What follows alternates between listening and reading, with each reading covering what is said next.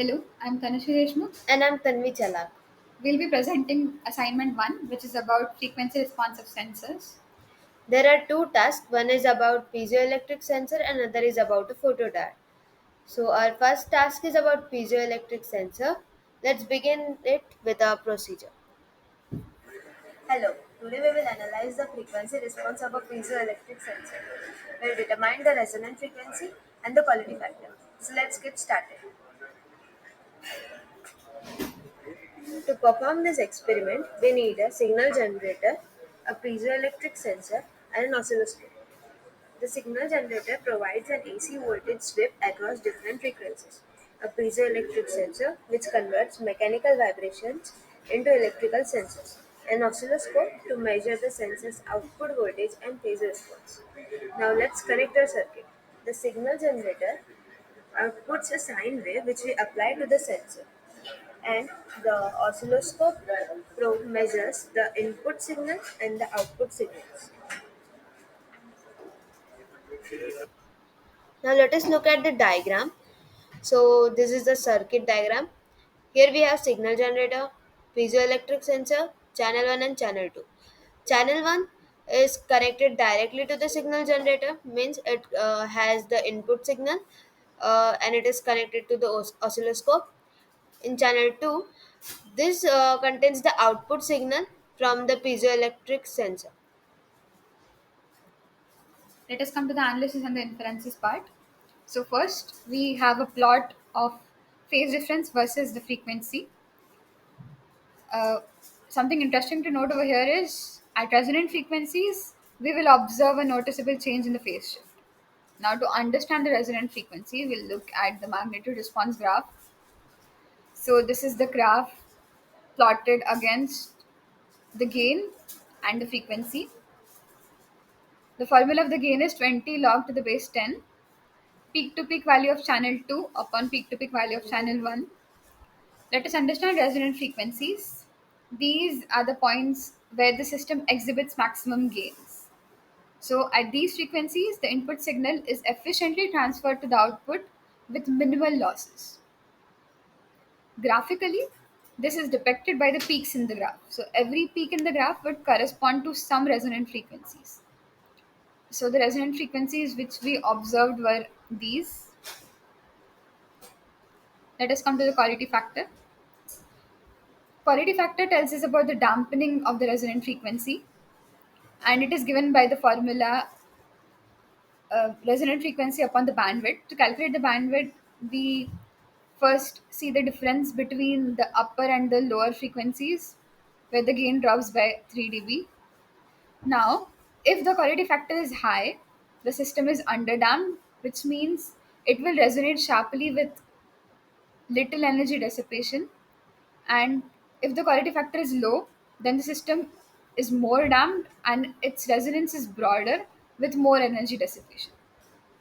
So here you can see a table in which we have resonant frequencies, and correspondingly we have found the quality factor using this formula.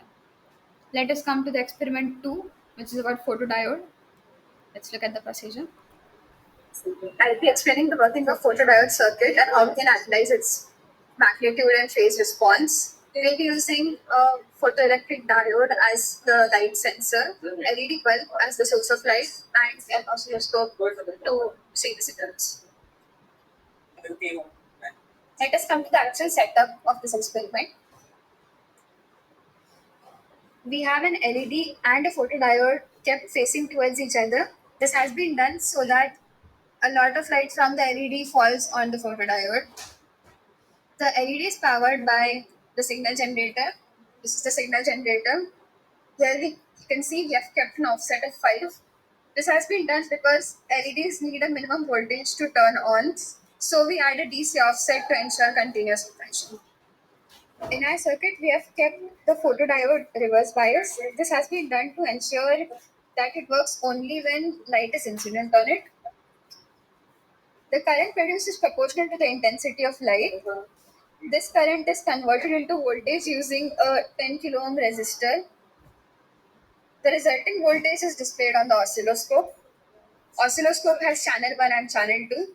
The channel 1 is connected to the 330 ohm resistor, and the output voltage is measured across the 10 kilo ohm resistor which is connected to channel 2. Let us look at the circuit of this experiment. So, uh, something very important is that our photodiode has to be reverse biased, which means the negative of the photodiode is connected to the positive of the 5-volt input source, and similarly, the positive of the photodiode has to be connected to the negative of the voltage source.